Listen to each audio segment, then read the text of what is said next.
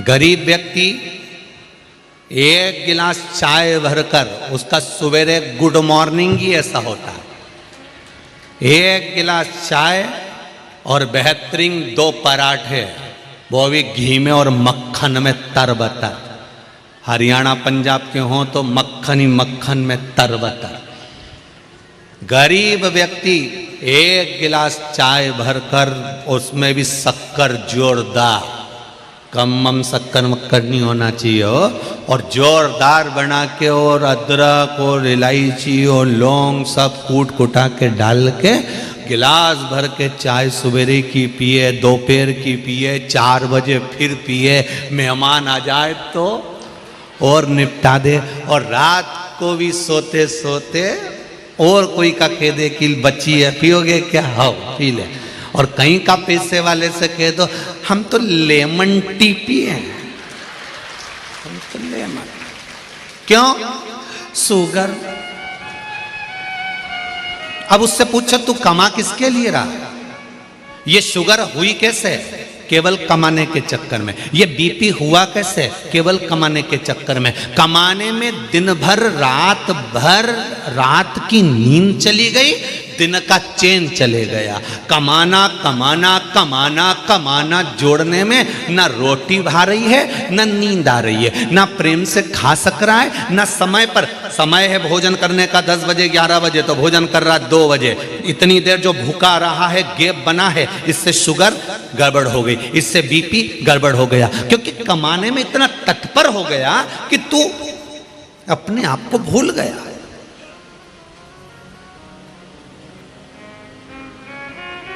किसके लिए कमा रहे हो भाई? हम आपसे निवेदन करना चाहेंगे, अपनी कमाई का ज्यादा नहीं तो थोड़ा, तुम्हें दान नहीं करना, पुण्य नहीं करना, सत्कर्म नहीं करना। हम ये नहीं कहेंगे कि तुम दान कर दो, आप तो अपनी कमाई का आप 1 रुपया भी कहीं दान मत करो, आप तो अपने ऊपर खर्च तो करो, अच्छे से खाओ, अच्छी जिंदगी जियो, फुल एंजॉयमेंट के साथ। पर जब भी मिलेगा मुसद्दी लाल जैसा मिलेगा। प्रॉपर्टी पड़ी है, रेट नहीं बढ़ रहा है, वो प्लाट पे किसी ने कब्जा कर लिया, केस लड़ रहा है, जबलपुर लगा, यहाँ लगा, वहाँ लगा, सारी दुनिया में रायपुर बिलासपुर हमारे केस चल रहा है, बहुत दिक्कत में जिंदगी चल रही है। और एक गरीब व्यक्ति खाया पिया वो जाए, अपनी जिंदगी अलमस्त रहकर, और जैसे तुम मरोगे ऐसे ही वो मरेगा। तुम मरने के बाद डनलप के गद्दे पे नहीं जाओगे। जो बहुत करोड़पति है वो डनलप के गद्दे पे जाता है क्या? टीवी पे देखना, बहुत सारे अच्छे अच्छे हीरो हीरोइन भी मरे थे, कितने डनलप के गद्दे पे गए थे।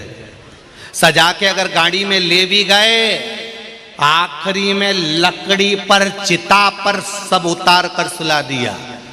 जन्म और मृत्यु एक जैसी होती है, जन्म के समय पर भी कुछ नहीं और मरने पर भी कुछ नहीं। तुम करोड़ों कमा लोगे तो भी डनलप के गद्दे पर नहीं जाओगे। 4 बांस कितने? 4 बांस और 40 कंडे तो कोई भी दे देगा, इससे ज्यादा नहीं लगते। वो तो अब लकड़ी लगने लगी, लकड़ी भी अब ज्यादा लगने लगी। पहले तो मुर्दे को अगर जलाते थे तो वो कंडे पर, गाय के गोबर के कंडे इतने बड़े बड़े लोग अपने दरवाजे पर रख देते थे, और मुर्दे को जब लेकर जाते थे तो पीछे से गाड़ी चलती थी, बैलगाड़ी, उस गाड़ी में दरवाजों पे से कंडे उठा उठा कर गाड़ी में रखते जाते थे। फिर अंतिम संस्कार के लिए जहां चिता लगती थी, कंडे पर उसको सुला दिया जाता। तो 4 बांस 40 कंडे तो कोई भी दे देगा।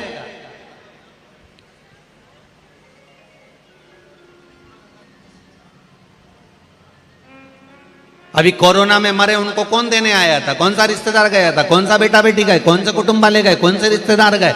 किसी को फोन लगा देते तो वो कह देता भैया मैं तो नहीं जाऊं। कौन गया देने? तो धन को मूल मत समझो। सुख की जिंदगी क्या है तुम्हारी? आनंद का जीवन क्या है तुम्हारा? आज इतने लोग कथा में आए हो, लाखों लोग आप लोग शिव महापुराण की कथा को सुन रहे हो, टीवी पर सुन रहे हो, मोबाइल पर सुन रहे हो, और इस पंडाल में बैठकर कथा का तत्व ग्रहण कर रहे हो। मेरा इतना सा निवेदन है, आप सबको देखकर मुझे बड़ी खुशी होती है कि आप अपनी जिंदगी का सही एंजॉय कर रहे हो। आप अपनी जिंदगी का सही एंजॉय कर रहे हो। समय निकाला, भगवान के पास पहुंच गए। कथा छूटेगी, 7 दिन बाद अपने काम में वापस लग जाओगे। फिर कभी मौका मिल गया कथा सुन लेंगे, फ्री टाइम मिल गया मोबाइल पे सुन लेंगे, नहीं तो चैनल पर सुन लेंगे। दिन में समय नहीं मिला रात में सुन लेंगे। आप अपने जीवन का फुल एंजॉयमेंट कर रहे हो, आप अपने जीवन को सही जी रहे हो। मन करता है शंकर जी के मंदिर चले जाते हो, मन करता है लोटा उठा के शिव जी के मंदिर पहुंच जाते हो, मन करता है पशुपति व्रत कर लेते हो, मन करता है सोमवार के व्रत कर लेते हो, मन करता है संकट सोमवार के व्रत कर लेते हो। तुम्हारे दिल से तुम कर पा रहे हो, तुम्हारी चित्त वृत्ति से तुम कर पा रहे हो, तुम्हारे हृदय से तुम कर पा रहे हो।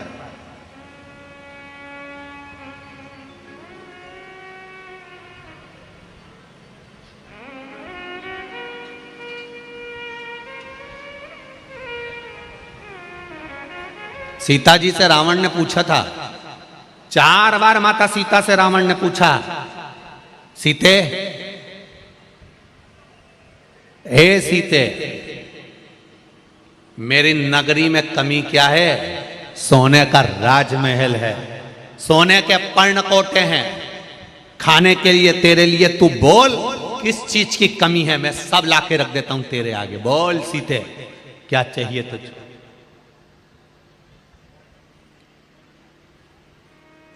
रावण ने कहा, सीता तुम बोलो तो ये पूरी प्रॉपर्टी तुम्हारे नाम कर दूं, तुम बोलो तो सारी जायदाद तुमको दे दूं, पर्णकोटे, सोने के कलश, सारा नगर, मंदोदरी को तेरी दासी बना दूंगा। सीता, सीता इस पूरी लंका में कमी क्या है? इस पूरी लंका में कमी क्या है?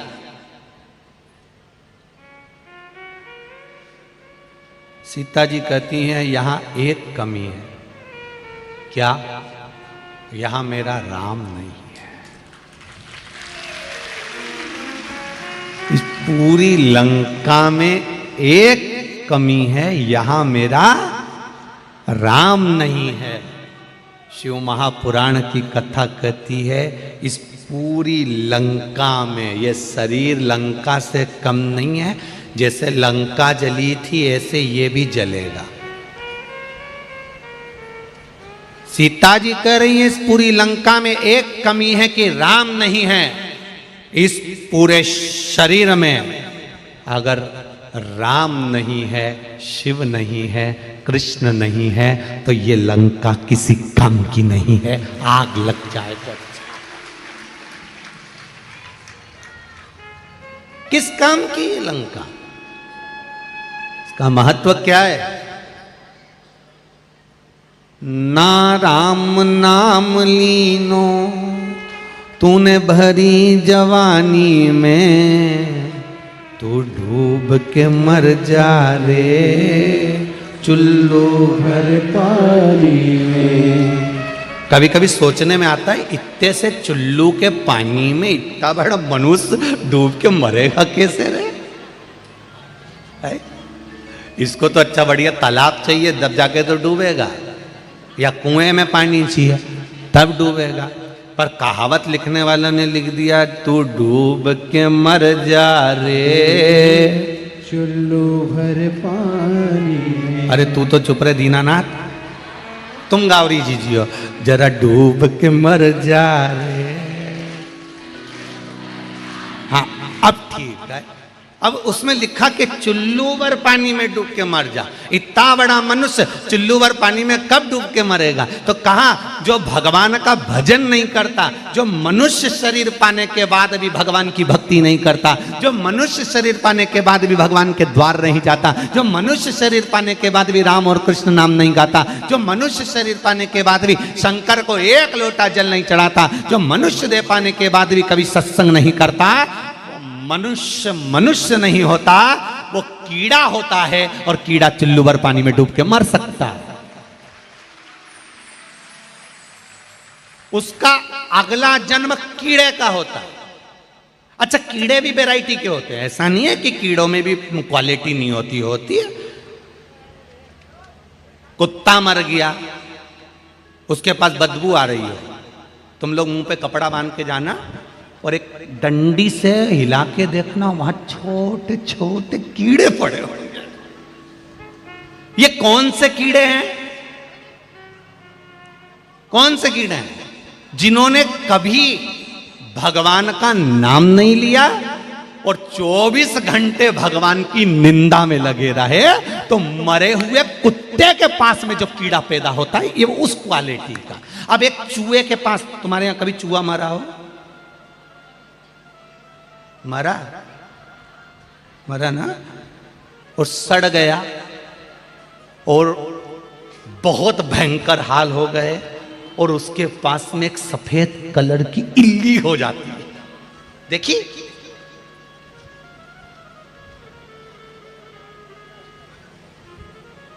हमारा पुराना घर था, उस घर में टीन का मकान था, 3 कमरे। कभी आप सीहोर आना, हम दिखाएंगे आपको, अभी भी है उसे 3 कमरे। उस 3 कमरे में छोटा छोटा कमरा, अब उस कमरे में बहुत सारा सामान पड़ा है। अब मिट्टी का मकान, मिट्टी का घर, तो ऊंदरा तो बहुत चूहा। अब कहीं मरीज जाए, मर गया तो बदबू भी घनी आए, और उसी समय मेहमान आ जाए तो बड़े दिक्कत दुख होता है। एक तो मेहमान नहीं आते थे उस समय पर, और आ गए तो बड़ी से सोच में पड़ जाए। तो हमारी अम्मा हमसे कहती, चूहा ढूंढो ढूंढो।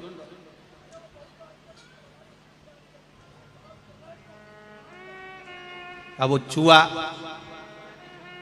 वो के पास में छोटी छोटी सी इल्लियां जब पड़ जाए तो हम हमारी अम्मा से पूछते, अम्मा गजब का बदबू मार रहा, और इल्ली इतनी छोटी छोटी उसके पास कहां से आ गई, कहां से पहुंच गई? अम्मा बोली, बेटा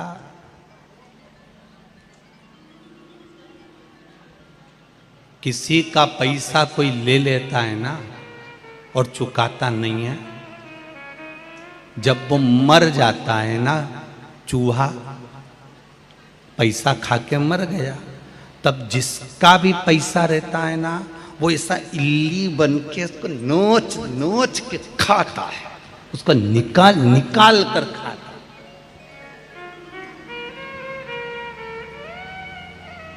बड़ा समझना। भगवान से कहना, भगवान कृपा करना, कोई हमारा खा गया चल जाएगा, पर भगवान ऐसी बुद्धि मत देना कि हम किसी का खाएं। हमको धन देना, ऐसा देना कोई खा गया चल जाएगा, पर ऐसी बुद्धि मत देना कि मुझे इसका खाकर मरना है, मुझे इसका खाकर जाना है। 1 रुपया भी किसी का नहीं खाऊं, जब यहां से जाऊं अलमस्त होकर जाऊं। एक कथा आती है ना, एक चोर चोरी करने सेठ जी के यहाँ गया। सेठ जी के यहाँ गया तो सेठ जी ने देखा कि सेठ जी के यहाँ बहुत धन था। चोर ने सोचा इसके यहाँ का पूरा माल चुरा लेना, चाहे कुछ भी हो जाए। पर सेठ जी बड़ा ईमानदार था। सेठ जी हमेशा जिसको भी उधार देता था ना, तो कह देता था, ये जन्म में दोगे कि अगले जन्म में दोगे।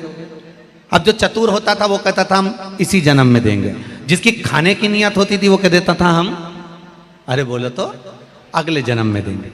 अब चोर ने सोचा पैसा तो लेना है, तो सेठ जी के पास गया। सेठ जी, सेठ जी, सेठ जी ने बोला, बोलो मेरी बेटी का ब्याह है सेठ जी, ले लो पैसा। कितना चाहिए? 20,000 रुपये। ले जाओ। ये जन्म में दोगे कि अगले जन्म में दोगे? उसने कह दिया अगले जन्म में देंगे। सेठ जी ने कहा ले जा। 20,000 दे दिए। इसने तिजोरी देख ली, इसने देखा तिजोरी में बहुत माल है, रात को आऊंगा सब चुरा कर ले जाऊंगा।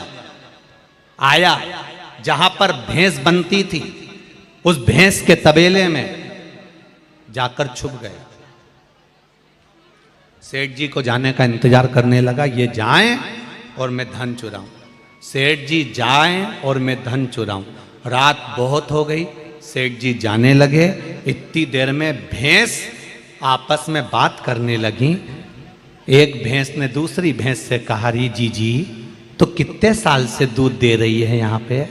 उसने कहा 3 साल से। एक भैंस ने दूसरी से पूछा, तू कितने साल से दूध दे रही है? मुझे 9 साल हो गए दूध देते देते। एक ने पूछा, तू कितने साल से दे रही है? मेरे को दूध देते 12 साल हो गए। अच्छा, तो अपन सेठ जी के यहां दूध क्यों दे रहे हैं? तो भैंसों ने आपस में बात करते हुए कहा, ये सेठ बड़ा चतुर है, उधार देता है तो पूछता है ये जन्म में दोगे कि अगले जन्म में दोगे। जो इस जन्म में देकर नहीं गया वो अगले जन्म में हमारी जैसी भैंस बन जाता है और निचोड़ निचोड़ के देना पड़ता है, निचोड़ निचोड़। इसलिए हम भैंस बनकर दूध दे रही हैं। जी हो, तुमसे भी निवेदन है। और जितने भाई कथा सुन रहे हैं, भगवान से कहना हमको इतना झोली भर कर देना कि लोग हमारा खा भी लें तो हमें चिंता नहीं रहे, पर हम किसी का नहीं खाए, नहीं तो अगला जन्म भैंस का लेके निचोड़ निचोड़ के देना पड़े। कई मतलब नीचे दिल दुखाकर किसी का 1 रुपया भी मत रखो, 1 रुपया भी।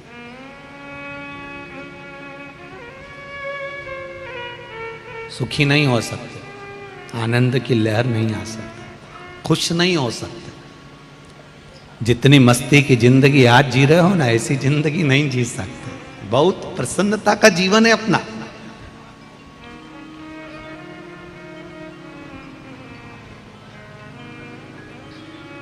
जो ज्यादा भाव खाता है वो बाद में बड़ा और पाव खाता है। इसलिए ना भाव खाओ, नहीं तो बाद में बड़ा और पाव खाओ। क्या मतलब? खुश जिंदगी जियो, अलमस्त होकर जीवन जियो। श्रावण के महीने का 4था सोमवार की कथा है, आज विराम की कथा है। इस कथा से जितने लोग आस्था चैनल पर, जितने लोग फेसबुक यूट्यूब पर सुन रहे हैं, जितने लोग इस भाटापारा की भूमि पर सुन रहे हैं, अपनी जिंदगी को मस्त जीने का प्रयास करो, एकदम अलमस्त। और लंका सुनी मत रखो राम के बिना, शरीर सुना मत रखो भगवान के बिना। इसको भगवत भजन में डुबाइए, इसको स्मरण में डुबाइए।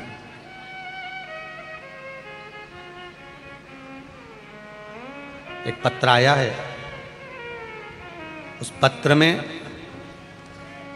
इन्होंने लिखा है कि सर्वप्रथम अपनी कृतज्ञता उस नारी शक्ति के प्रति व्यक्त करता हूं जिन्होंने इस कथा को अपने हृदय में उतारा और अपने पति से कहकर यह कथा करवाई, उसको धन्यवाद। पत्र लिखा।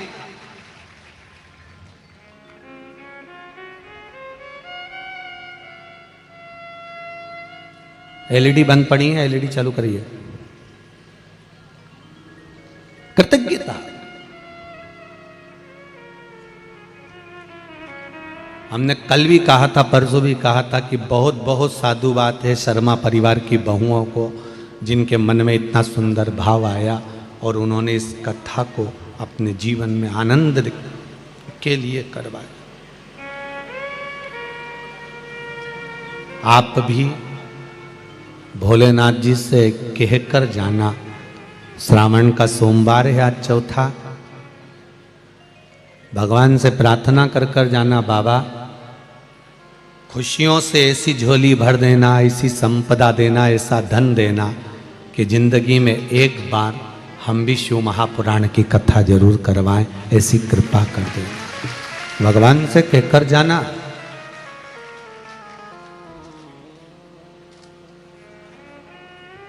कई लोगों की ढेर फैक्ट्रियां होती हैं, कहने वाले कहते हैं इनकी 4 फैक्ट्री, इनकी 10 फैक्ट्री हैं, इनकी 25 फैक्ट्री हैं, इनकी 4 मील चल रही हैं, इनके पास में इतनी एकड़ जमीन है, इनके पास में इतनी बड़ी जमीन जायदाद है, इनके पास में ये काम है, ये व्यापार है, ये व्यवसाय है, इतना वैभव है, इतना धन है। हम उनसे कहना चाहेंगे, धन और वैभव तब सुंदर लगता है जब उस धन वैभव के साथ में भगवान का भजन होता रहे, कीर्तन होता रहे तो अच्छा लगता। इतना वैभव तो एक वैश्या भी जोड़ लेती है। उसके पास में कौन सा कमी रहती है धन की? उसके पास में किस चीज की कमी है?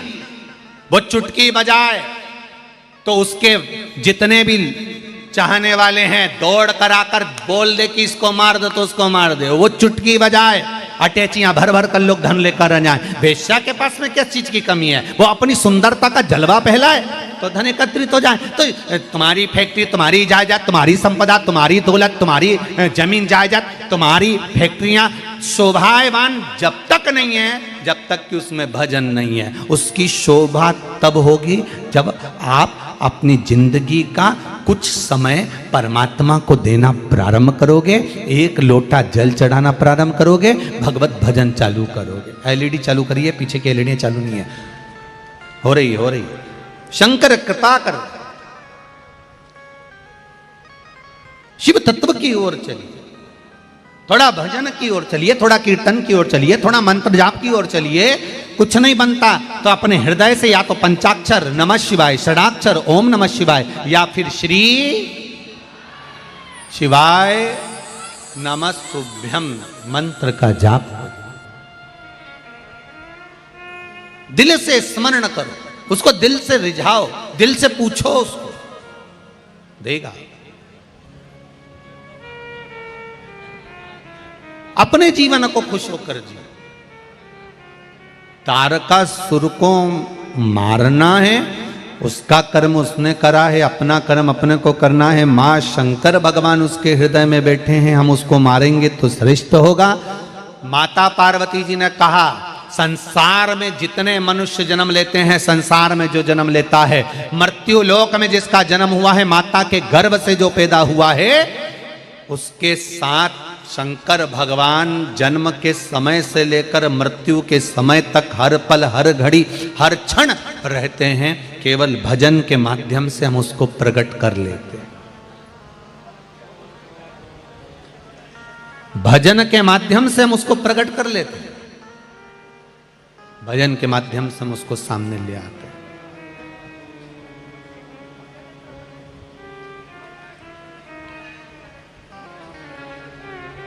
देखो, चाय की पत्ती का डब्बा है तुम्हारे घर में, शक्कर का, शक्कर के डब्बे में कितनी बड़ी चम्मच डाल देते हैं लोग। वहां आपके घर के डब्बे में डाली है छोटी सी चम्मच। अब वो चम्मच अंदर घुस गई, चाय की पत्ती के डब्बे में अंदर चली गई। अब उस चम्मच को तुम्हें निकालना है तो तुम उसमें हाथ थोड़ी ना डालोगे, उस डब्बे को थोड़ा सा ऐसा ऐसा उछालोगे, चम्मच निकल के बाहर आ जाएगी। बाहर आई, तुमने निकाली पत्ती, डाल दी, चाय डाल दी, शक्कर डाल दी, चम्मच नीचे दब गई है। उसको निकालने के लिए डब्बे को थोड़ा सा उछालिए, अंदर हाथ डालने की जरूरत नहीं है। डब्बा उछलेगा, चम्मच बाहर आ जाएगी। शिव महापुराण की कथा भी वही कहती है कि परमात्मा हर संसार में जन्म लेने वाले व्यक्ति के अंदर मेरा भोलेनाथ, मेरा शंकर प्रवेश करा हुआ है, अंदर बैठा हुआ है। रामकृष्ण अंदर बैठा हुआ है, मेरा परमात्मा अंदर बैठा हुआ है। उस परमात्मा को अगर पाना है तो कहीं दिल से भजन में आनंद के साथ थोड़ा सा नाच लेते हैं तो परमात्मा निकल कर बाहर आ जाता है। थोड़ा उछके और बाहर, चम्मच बाहर, परमात्मा निकल कर बाहर आ जाता है कि सम्मुख आ गया, सामने प्रकट।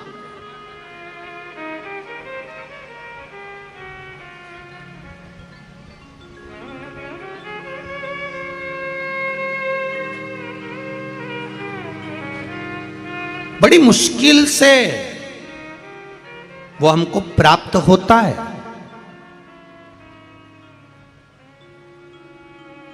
₹5 के 4 रिंग, ₹5 के 4 रिंग। पहले नवरात्रि में मेला लगता था, जब हम छोटे छोटे थे। तुम्हारे यहाँ भी लगता होगा नवरात्रि में। एक तखत लगता था, तख्त पे साबुन, पाउडर का डब्बा, लिपस्टिक, चूड़ी, नहाने का साबुन, कपड़ा धोने का साबुन, पाउडर का डब्बा, इसे दूर दूर रख देते हैं। और वो माइक पे चिल्लाता है 5 रुपए के 4 रिंग, 5 रुपए के 4 रिंग। वो हाथ में रिंग पहने रहता है लकड़ी के। 5 रुपए के 4 रिंग, 5। बोलो किस किसने देखा है? देखा सबने? रख लो, फिर तो अपन एक ही वेराइटी के रख लो। 5 रुपए के 4 रिंग, 5 रुपए के 4 रिंग। और 5 रुपए के 4 रिंग अपन लेते हैं और लेने के बाद फिर अपन धीरे से एक रिंग, जो रिंग जिस चीज में आ जाएगा वो चीज उसकी, और रिंग फेंकते हैं। फेंका। किसी किसी का तो पहले में ही आ जा रहे पाउडर का डब्बा, और किसी किसी का तो तीसरा रिंग भी पूरा हो जाए तो नहीं आए, और किसी का चौथे में आ जाए, और किसी किसी का तो चारों निकल जाएं और रिंग में वो पाउडर आया ना, लिपस्टिक आई ना, साबुन आया। बस 5 रुपए के 4 रिंग पंचम इंद्रियों के ये 4 रिंग हैं। बचपन, जवानी, अधेड़ी और बुढ़ापा, भगवान ने 4 रिंग दिए हैं। ये भगवान को भजन के माध्यम से, कीर्तन के माध्यम से, चाहे तो बचपन में भगवान को अपना बना ले, चाहे तो जवानी में अपना बना ले, चाहे तो अधेड़ी में बना ले, चाहे तो बुढ़ापे में। 4 रिंग में एक रिंग भी फंस गया तो तू भगवान का हो गया। साबुन तेरा, पाउडर का डब्बा तेरा, लिपस्टिक तेरी, चूड़ी तेरी। बस एक रिंग फंसना चाहिए और 5 रुपए वसूल हो जाएंगे। बचपन में फंसा लो, रिंग फेंको। बचपन में जैसे प्रहलाद, ध्रुव, कर्मा, नामदेव, रामकृष्ण परमहंस, चैतन्य महाप्रभु, श्रीमद् वल्लभाचार्य जी बचपन में रिंग फेंके, भगवान फंस गया। नहीं बने तो जवानी में। तुकाराम,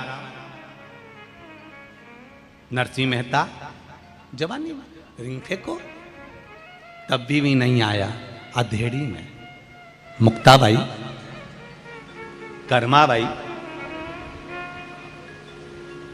तब भी नहीं आया। बुढ़ापे में फिर फेंका। साबुन पर रिंग पड़ गया, साबुन अपना हो गया। बचपन, जवानी, अधेड़ी और बुढ़ापा के 4 रिंग है। डालो, भगवान अगर तुम्हारा हो गया तो 5 रुपए वसूल हो गए। अगर भगवान तुम्हारा हो गया तो ये मनुष्य की देह वसूल हो गई, नहीं तो ये 5 रुपए गए।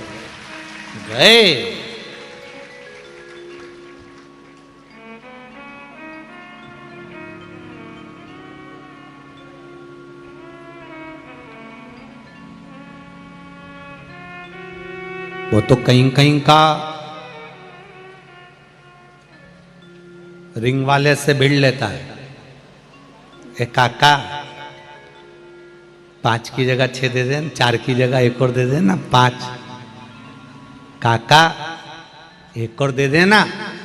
काका से अगर पहचान हो गई तो उसने 1 जन्म फिर दे दिया। अब की बार 1 रिंग है तेरे पास में, कम उम्र है, समय कम है। ये कोरोना महामारी जो आई थी ना, ये 1 रिंग वालों की आई थी। उनने कह दिया था पहले ही, समय कम है, मैं कभी भी उठा सकता हूं, तो रिंग फेंक ले। कोरोना महामारी में उम्र नहीं देखी। कई कई तो 80-80, 90 साल के, जिनको बीपी, शुगर सब है, ब्लड प्रेशर सब है, वो नहीं मरे। और जिनको कुछ नहीं था, अच्छे चकाचक, बढ़िया, ना शुगर ना बीपी, ना कभी फेफड़े कमजोर, खूब कमा रिया था, खूब अलमस्त जिंदगी जी रहा था। कोरोना आया, 25 साल, 28 साल, 30 साल, 40 साल, 42 साल, 45 साल, निपट गया। अब वो चिंता में पड़े। हमारे पति की पत्रिका दिखाई थी गुरुजी हमने, तो महाराज जी तो बोले थे बहुत लंबी उम्र है। गुरुजी लगता ही नहीं था ये तो चले जाएंगे, तो हम कैसे समझाएं। 5वां रिंग मांग कर लाया था तो भी नहीं डाल पाया, इसलिए निपट गया। उस रिंग को डाल लो, अभी भी मौका। जो मांग कर लेकर आए हो मनुष्य के देह को, मानव के शरीर को, एक रिंग और मिला है प्रभु। काका जी एक मौका और, वंस मोर। काका जी बोले 4 दे दिए तो थे, 5 रुपए में 4 ही मिलते हैं। नहीं काका जी प्लीज एक मौका तो दो, बस एक बार। अपन भी उस परमात्मा के आगे जाके गिड़गिड़ाए। 84 लाख योनियां दे दी तूने, झिंगुर बना दिया, जुआ बना दिया, जो बना वो बना, मछली बना दिया, कबर बिज्जू बना दिया, सब कुछ बनाया। भगवान एक मौका दे दे, बस एक रिंग और दे दे, एक बार मनुष्य की देह दे दे। अब की बार तो लोटा भर के जल चढ़ाऊंगा, चाहे कुछ भी हो जाए, मैं रिंग फेंकूंगा और तू मेरा हो जाएगा। भगवान बोले नी दुआ, चाहे कुछ भी हो जाए। तब ऊपर गिड़गिड़ाया। तब भगवान ने, पार्वती जी बोली दे दो ना, पार्वती जी ने कहा दे दो। शंकर भगवान ने कहा एक मौका दे देता हूं, परंतु इतनी लंबी आयु नहीं दे सकता। इतने में पार्वती जी बोली अगर इसने रिंग फेंक कर आपको अपना बना लिया तो भगवान बोले मार्कंडे की उम्र भी 14 साल की, 10 साल की थी, 5-7 साल की थी। मार्कंडे ने रिंग फेंका, मरा नहीं। जब मार्कंडे ने रिंग फेंक कर मुझे बना लिया तो वो नहीं मरा। अगर ये मौका है, इसने भगवान का भजन कर लिया, नहीं मरने दूंगा चाहे कोरोना आ जाए। और देखो इतने बैठे हो, कोरोना तुम्हारे मोहल्ले तक आ गया, कॉलोनी तक आ गया, पास में आ गया, मोहल्ले तक पहुंच गया, परिवार में आ गया, रिश्तेदारों में आ गया, थोड़ा तो तुम पर भी आ गया, तो भी तुम्हारा बाल बांका हुआ क्योंकि रिंग फेंका था और उसमें तुमने परमात्मा को अपना लिया था। श्री शिवाय नमस्ते। शिव को अपना बना।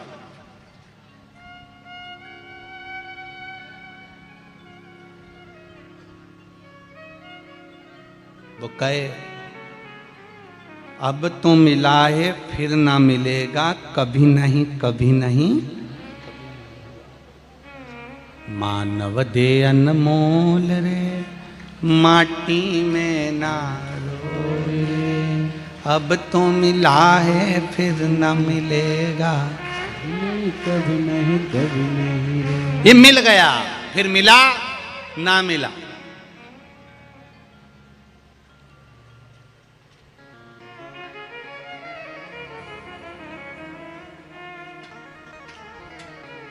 बड़ी मुश्किल से मिलता है। भाटापारा वालों के भाग्य में था, रिंग फेंका, मिल गई शिव महापुराण की कथा। अब यही 15 अगस्त से परली बैजनाथ में चालू हो जाएगी, 21 तारीख तक वहां चलेगी, 1 बजे से 4 बजे तक आई। जितने लोग आ सकते हैं आए, कथा का रसतत्व सुने। जितने आस्था चैनल पर सुनना हो, जितने फेसबुक पर सुनना हो, यूट्यूब पर सुनना, उस पर सुन। वहां पूरी होगी 21 तारीख को, 23 तारीख को हिंगोली में प्रारंभ हो जाएगी, महाराष्ट्र में। वो दे रहा है, उसको ग्रहण कर।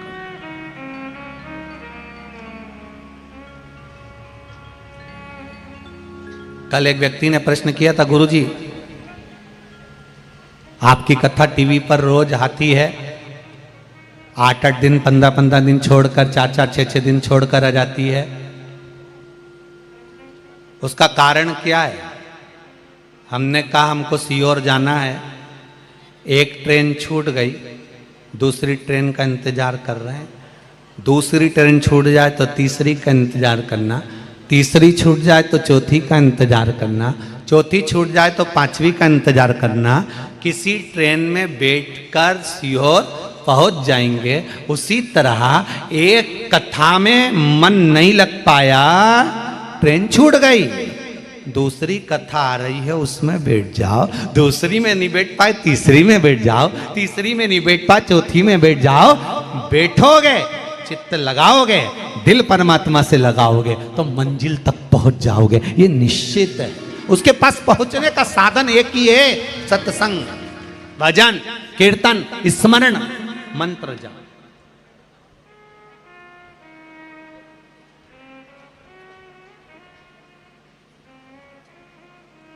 उसकी प्राप्ति का केंद्र बिंदु वही है। बस उसको प्राप्त करने का साधन शिव तत्व ही है, शंकर।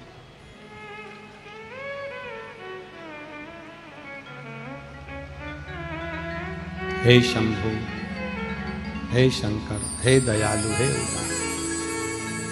महाराज कैसे भी रखो, अपने चरणों में मुझे रख लो। श्री शिवाय नमस्तुभ्यं, श्री शिवाय नमस्तुभ्यं, श्री शिवाय नमस्तुभ्यं, श्री शिवाय नमस्तुभ्यं, श्री शिवाय नमस्तुभ्यं। भोला सब दुख काटो मारा, ओ भोला सब दुख काटो मारा। शिव शंकर जपूं तेरी माला, भोले बाबा जपूं तेरी माला। भोला सब दुख काटो मारा, ओ भोला सब दुख काटो मारा। वेश है मंगल मंगलकारी, वेश है मंगल मंगलकारी। शमशान वासी हमारा, शमशान वासी हमारा।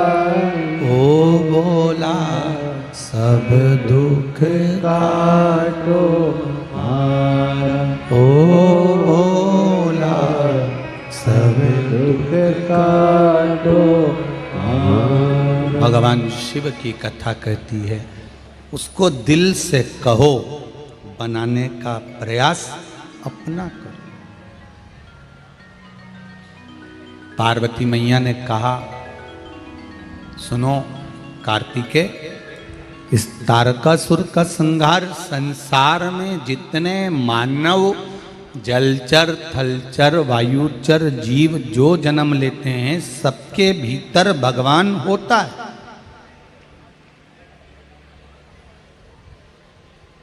सबके भीतर परमात्मा, बस उसको अपना बनाना है। बचपन में, जवानी में, अधेड़ी में, बुढ़ापे में, जिस अवस्था में आप अपना बना सकते हो, उस अवस्था में बना।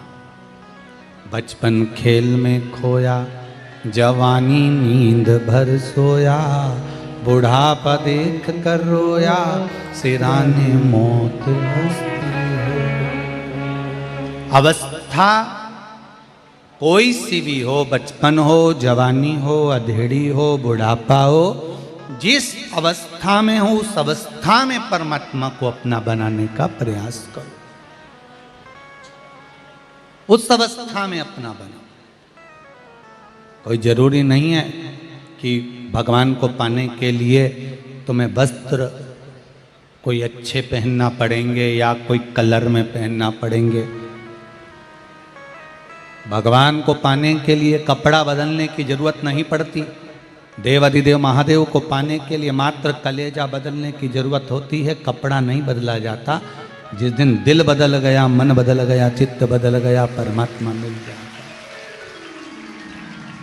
कपड़े से कभी भगवान नहीं मिला।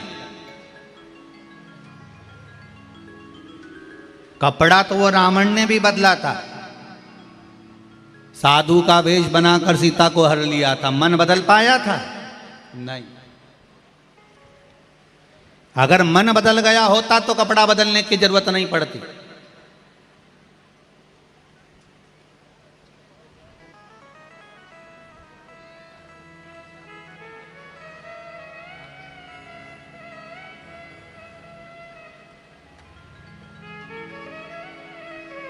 दिखावा मत करो।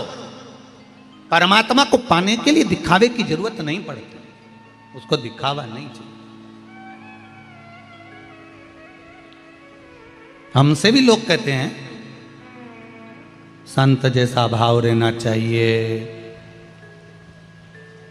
इतने अच्छे अच्छे रुपट्टे क्यों पहनते हो?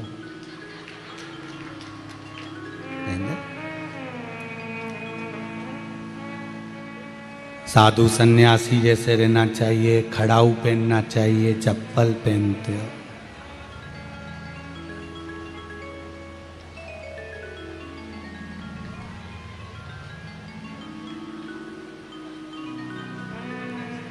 दिखावा नहीं आता, जैसे हैं वैसे ही रहेंगे। और आपसे भी निवेदन है, दिखावा मत करना। रावण ने बहुत दिखावा करा था, सीता जी को हरने गया, साधु का वेश धर के, कपड़ा चेंज करके, अलग जगा रहा। मां पहचान नहीं पाई। माता सीता क्या पहचाने, जिनके घर में पिताजी जनक जी महाराज कहते हैं कि हमारे यहाँ संत आए, साधु आए, सन्यासी आए, तपस्वी आए, साधक आए, उपासक आए, उसको भिक्षा दीजिए, उसको प्रणाम करिए, उसको नमन करिए, उसके चरणों को भी निवेदन करिए, उसको दंडवत करिए। ये हमारे घर की बेटियों को, हमारे घर के बच्चों को माता पिता सिखाते हैं कि घर में आए संतों का सम्मान करिए। पर घर के माता पिता को ये थोड़ी ना मालूम था कि ये कपटी, ये कामी, अहंकारी, लंका का राजा रावण कपड़े चेंज कर कर साधु का वेश रख कर आ जाएगा। कितना सिखाया है रामचरितमानस ने। कामी, लोभी, अहंकारी रावण साधु का वेश रख कर जा रहा है, और जो साधु था, संत था, जो साधु के वेश में था, वो हिरण सोने का बन के जा रहा है। बोलो देखो जरा रामचरितमानस, कितनी विचित्र बात। रामायण कहती है दिखावा नहीं करना, जैसे हो वैसे रहो, दिल से भगवान को भजो, दिखावे से नहीं।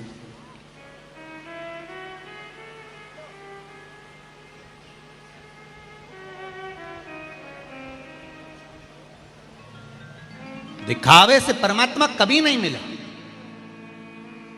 आप पूरी जिंदगी उसको पाने का प्रयास कर लो, नहीं मिलेगा। प्रहलाद जी के पास में दिखावा नहीं था, ध्रुव जी के पास दिखावा नहीं था, मीराबाई के पास में दिखावा नहीं था, कर्माबाई के पास में दिखावा नहीं था। खिचड़ी बनाती थी, भगवान को आवाज लगा देती थी, सुबेरे से नहाई नी नहाई, मुंडा धोया नी धोया। कर्माबाई ने खिचड़ी बनाई और आवाज लगाई, आओ प्रभु पाओ। भगवान जगन्नाथ दौड़ कर आ जाते और खिचड़ी खाकर चले जाते। एक संत ने आकर कर्माबाई को कह दिया, तू बिना नहाए धोए भगवान को भोग लगाती है, तेरे बराबर संसार में कोई पापी नहीं होगा। कर्माबाई ने पूछा, गुरुजी कैसे भोग लगाना चाहिए? पहले शौचादि कर्म करो, स्नान करो, स्नान कर कर फिर संध्या करो, संध्या पूजन करने के बाद फिर भगवान का भोजन बनाओ, फिर भगवान को भोग लगाओ। कर्माबाई ने आज वही करा, सुबह से लगी है, स्नान आदि करने के बाद, पूजन संध्या करने के बाद भगवान की खिचड़ी बनाई। भगवान जगन्नाथ जी 4 बार कर्माबाई के घर से आके चले गए कि आज खिचड़ी नहीं बनी, आज खिचड़ी नहीं बनी। कर्माबाई तो अपने काम में लगी हुई थी, नहीं बनी। 3 बजे कर्माबाई ने भगवान को खिचड़ी दी। जब 3 बजे दी तो भगवान जगन्नाथ जी ने पूछा, क्यों री कर्मा, रोज तो तेरी खिचड़ी सवेरे से बिल्कुल मुंडा धोए नहीं और बन जाए, आज कैसे इतनी लेट हो गई? कर्माबाई बोली, गुरुजी आए थे, उन संत ने कहा है बिना नहाए धोए भगवान को भोग नहीं लगाना। अच्छा, इतने में जगन्नाथ जी ने पूछा, वो गुरुजी गया किधर, वो बता पहले, वो गुरुजी गया कहाँ? तो क्या वो उधर गया? जगन्नाथ जी तो पहले खिचड़ी नहीं खाए, पहले उसी के पास गए। जो जगन्नाथ जी दौड़ के गए और गुरुजी जा रहे तो उनकी पीठ पे जो धर के दिया, गुरुजी चित्ता पड़ा। गुरुजी जैसी चित्ते पड़े तो गुरुजी ने पूछा कौन है? भगवान जगन्नाथ जी बोले तेरा बाप। जगन्नाथ जी बोले तेरे पिताजी है। कौन? जगन्नाथ। गुरुजी उठ के बैठ गए। प्रभु आप आज कैसे आ गए? भगवान बोले आज और कल जाने दे, पहले कर्माबाई के पास जा और उसको बोल किया जैसे वो खिचड़ी बनाती थी वैसे ही बना। फालतू के ज्यादा लफड़े मफड़े मत बता उसको कि नहा ने मुंडा धो ने पाँव धो ने हाथ धो ने फिर भोग लगा। भगवान बोले वो सारे जितने जगन्नाथपुरी में पंडा हैं वो सब मुंह हाथ धो के खिचड़ी बनाते हैं। सुबह से बनाने की जगह बनाते बनाते दोपहर हो जाती। मेरा सुबह से भूख लगती है, मैं छोटा सा, भूख कितनी लगती है। तो कर्माबाई जब भोजन बनाती मैं पहले वहीं खाने जाता हूँ। कर्माबाई को बोल किया जा जल्दी से। गुरुजी दौड़ के गए, कर्माबाई का चरण पकड़ लिया। कर्मा खिचड़ी की बात बाद में करेंगे, पहले तुझे धन्यवाद दे दूं, मेरी पूरी जिंदगी निकल गई, भगवान नहीं मिला, आज तेरे चक्कर में यह पड़ गया जोरदार। क्या मारा कर्मा, एक दिया वो भी जगन्नाथ का हाथ, क्या गजब का लगा कर्मा, तेरे को धन्यवाद। कर्माबाई ने जग गुरुजी के पांव पड़ के कहा आप मेरे पांव मत पड़ो, मैं आपके पांव पढ़ूं, अब बताओ कल से कैसे पूजन करना है। भगवान बोले, गुरुजी बोले तेरे पांव पढ़ूं, भले मुंडा मत धोए, भले मत ना, पर तू भगवान की खिचड़ी जरूर बना। कर्माबाई फिर समझ लो आप लोग जरा अच्छे से, भगवान ये नहीं देखता कि तुमने कौन सी स्तुति करी है, भगवान ये नहीं देखता तुमने कौन सा मंत्र पढ़ा है, भगवान ये नहीं देखता कि तुमने क्या करा है। भगवान तो निर्मल मन सो मोहि पावा, भगवान केवल तुम्हारा दिल देखता है। मन किसी किसी का मन रहता ही नहीं पूजन में, और जबरदस्ती है वो तो सास कह रही है तो व्रत तो रखना ही पड़ेगा करवा चौथ का। सास ने कहा है, रत्ती भर इसका मन नहीं है कि मैं व्रत रखूं, फिर भी करवा चौथ का व्रत इसने सास के कहने पे रख के साड़ी माड़ी खोस खोसा के पल्लू मल्लू लेके चली भी गई, और पति से भी कह दिया छत पे आ जाना, और नीचे चलनी रखी है और दिए की थाली रखी ऊपर ले आना, मैं जा रही। ऊपर चली गई, बिल्कुल ऊपर नहीं छत पे, और छत पे गई और पति सामान लाया, उसमें से एक सामान भूल आया तो चिल्ला के दौड़ गई। रत्ती भर की अक्कल नहीं, 3 थाली रख के आई थी मैं, उसमें एक थाली में सामान रखा था वो तो लाई नहीं उठा के, जाओ पहले लेके आओ, जल्दी जाओ। बेचारा दौड़ के नीचे गया, फिर लेके आया, फिर इधर खड़े हो जाओ, फिर उसने चलनी में मुंह देखा,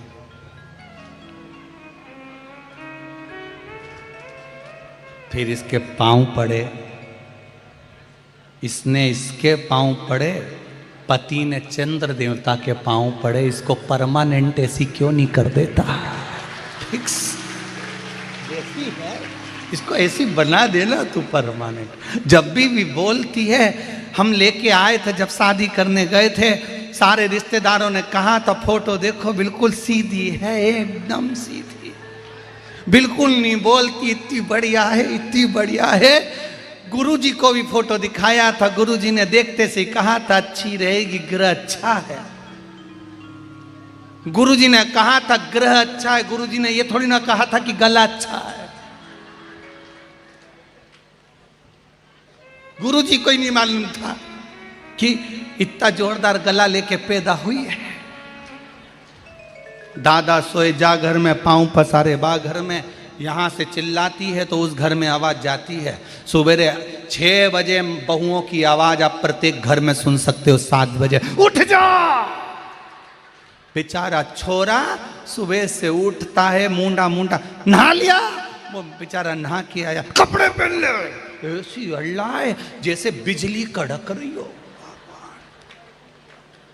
सवेरे से छोरा तैयार होएगा, टिफिन लग जाएगा, उस बीच में सासुओं से निवेदन है तुम बिल्कुल मत बोलना, चादर डाल के पड़ी नीचे पर बोलना, ये अपने छोरा को मारे कूटे पीटे कैसे भी, और बिस्ता अभी तक तूने टिफिन नहीं रखा, ले टिफिन रख, और टिफिन रख के, और इतनी देर में ऑटो आने वाला, गाड़ी आने वाली, जल्दी जूता पहन, और जूता पिना पुनू के कन्ना पट्टी जो दोच के, और ऑटो में बिठाया।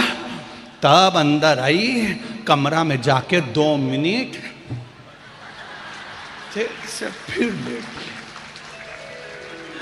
और सासुओं से निवेदन है, ये कमरा में जाके लेटे और अपन फिर उठ जाओ, और भगवान से जाके प्रार्थना करो, अम्बे तू है जगदम्बे काली जय।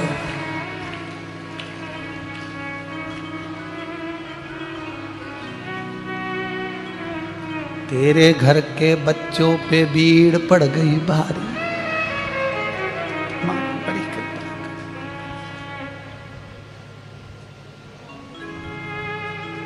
अच्छा, पति भी नहीं कह सकता इनसे कि थोड़ा धीरे से बोला कर, इतना बोल देनी, तुम कर लो, तुम उठ जाओ, जाओ तुम करो, खुद से तो खुद बनता नहीं। चले माँ, जाओ तुम्हारी मम्मी ने चाय बना दी होगी, लेके आओ।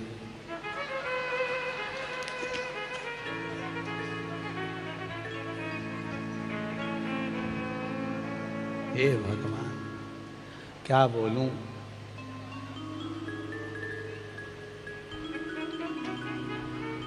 करो भगवान, भगवान को रिझाने के लिए दिखावा नहीं चाहिए भाई। कोई कहे तुम संत बन जाओ, कोई कहे तुम साधु बन जाओ, कोई कहे तुम त्यागी बन जाओ, कोई कहे तुम वैरागी बन जाओ, कोई कहे तुम गंगा के घाट पर बैठ जाओ, कोई कहे तुम नर्मदा के घाट पर बैठ जाओ, कोई कहे तुम अपना घर छोड़ दो। हाथ जोड़कर बोलना, मैं कहीं नहीं छोड़ूं, मैं तो यहीं छाती पे मूंग दलूंगा और श्री शिवाय नमस्तुभ्यम कहूंगा। सबसे बड़ा आश्रम है गृहस्थाश्रम। घर में रहो, दिखावा कर कर मत रहो, किसी का दिल मत दुखाओ, किसी का मन मत दुखाओ, और अपनी जिंदगी मस्त होकर जियो। आग लगे बस्ती में, अपन रहो मस्ती में, क्या किसको रोइए, चादर तान के सोइए, अपने कोई मतलब नहीं किसी, अपन अपनी मस्ती में रहो। साधु बन जाओ, काय को बन जाओ, संत बन जाओ, काय को बन जाओ। भगवान ने मनुष्य की देह दी है, भजन करेंगे। जैसे मीराबाई अपने महल में रहती थी और गिरधर गोपाला को भजती थी, नामदेव जी घर में रहते थे, पंडरीनाथ को भजते थे, तुकाराम घर में रहते थे, भगवान का भजन करते थे, कर्माबाई घर में रहती, भगवान का भजन करती। हम भी करेंगे, घर में रहकर करेंगे, परिवार में रहकर करेंगे, दिखावा नहीं करेंगे। हमसे दिखावा बनता भी नहीं। दिखावे से परमात्मा कभी प्रकट नहीं हुआ, प्रेम से प्रकट हुआ।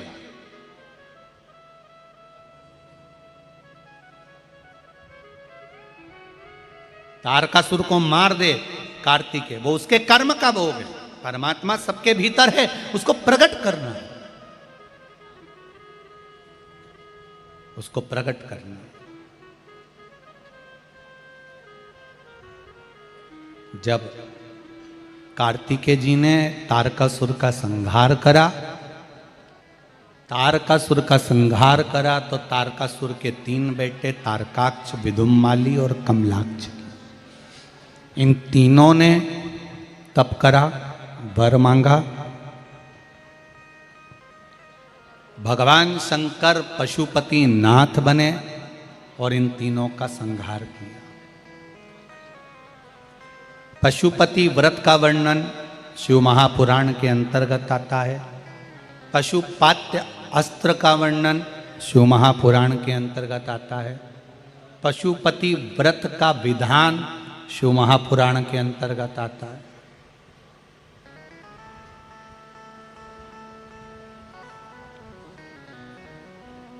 गीता प्रेस गोरखपुर की शिव महापुराण की कथा यदि आप संस्कृत में नहीं पढ़ सकते तो हिंदी की लो, उसको पढ़ो,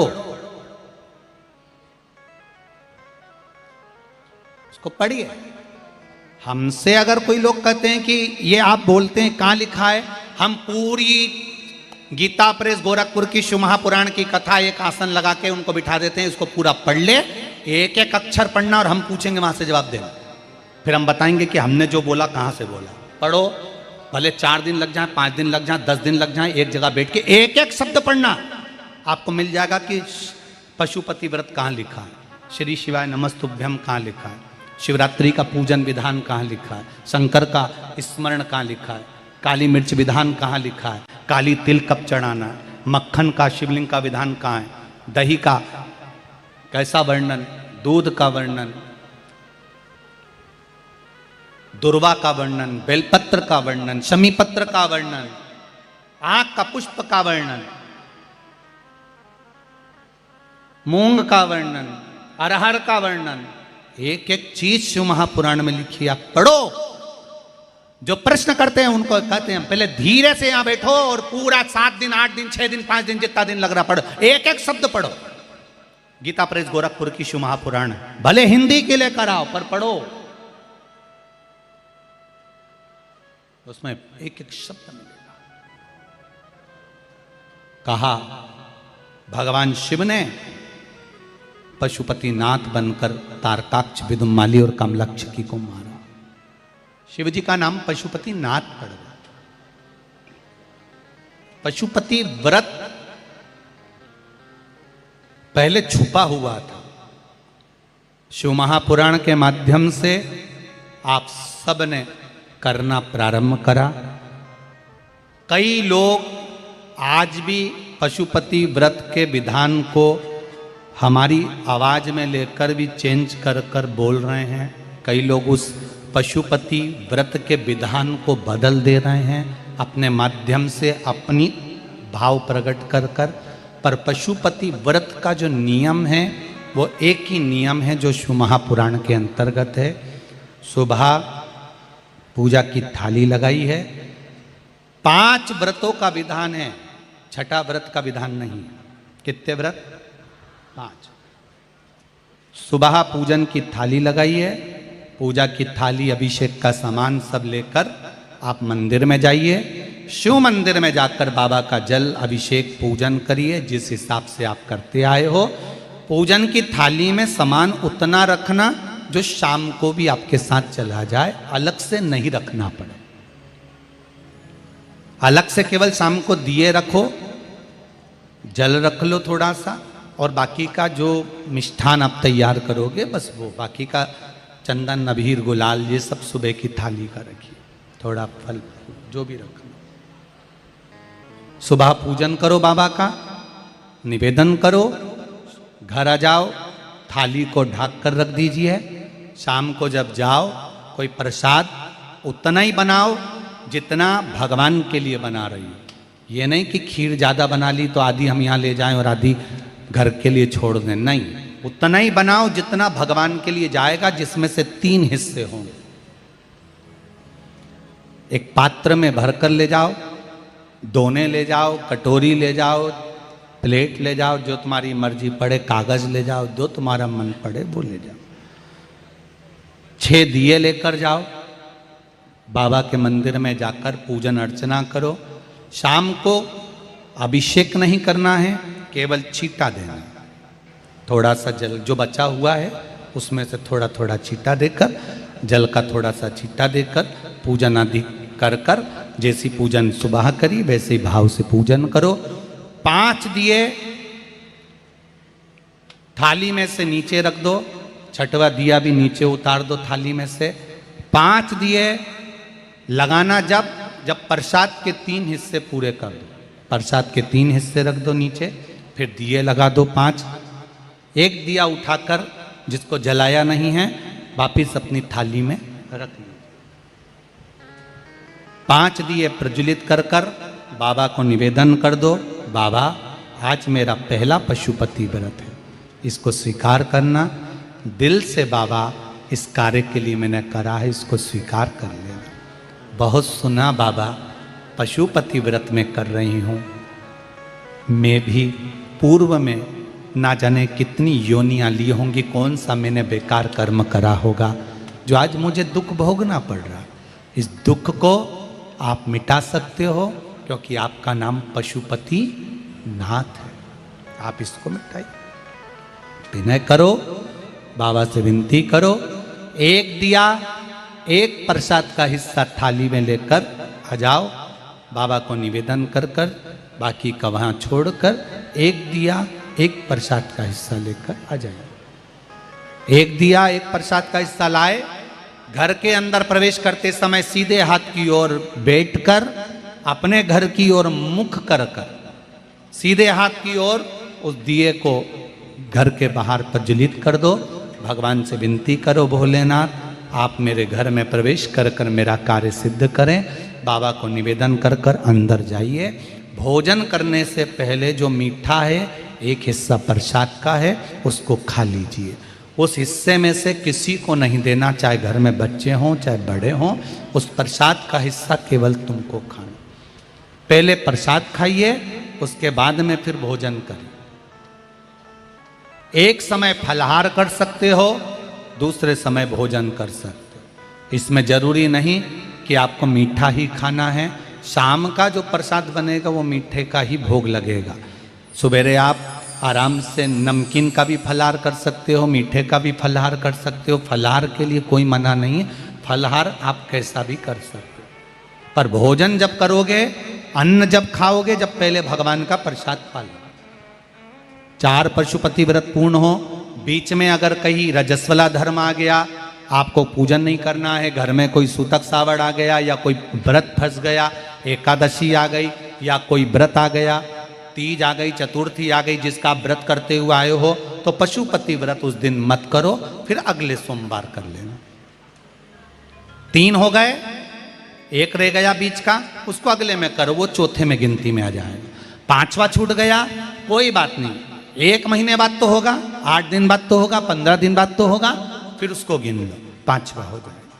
महाराज ऐसे 5वां व्रत जब आए, 5वें व्रत के दिन शाम को जब पूजन करने जाओ, एक श्रीफल, कुछ रुपए, 11 रुपए आदि जो भी है, नारियल पर रखकर बाबा को विनय कर कर, बाबा आज मेरा पशुपति व्रत पूर्ण हो रहा है, आपकी कृपा हो, मेरी झोली भरना बाबा, विनती करो।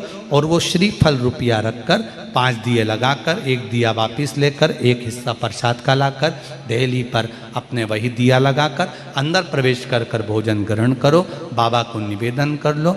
पशुपति व्रत का कोई उद्यापन नहीं है, पशुपति व्रत का एक ही उद्यापन है, जो श्रीफल और 11 रुपये आपने मंदिर में रखे हैं, वो उद्यापन के भाव से रखे हैं, भगवान को नमन कर कर रखे हैं। ये पशुपति व्रत।